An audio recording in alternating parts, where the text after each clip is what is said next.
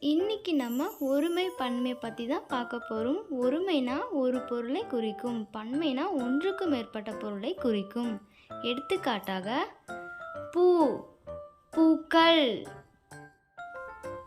முள், முட்கள்;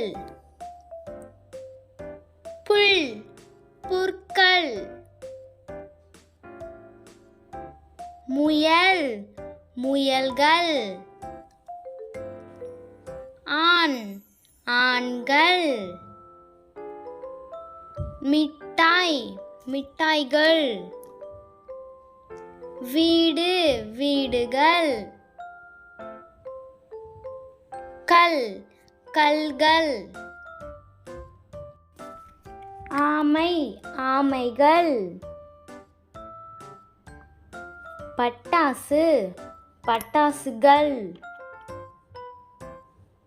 குழந்தை, குழந்தைகள்; பெட்டி, பெட்டிகள்; பூனை, பூனைகள்; மாடு, மாடுகள்; மரம், மரங்கள்; பந்து, பந்துகள்;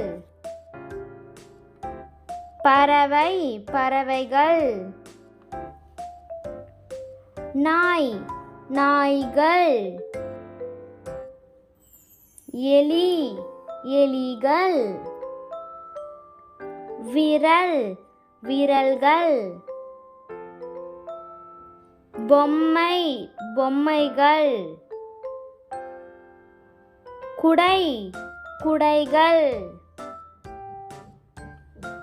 விலங்கு, விலங்குகள்;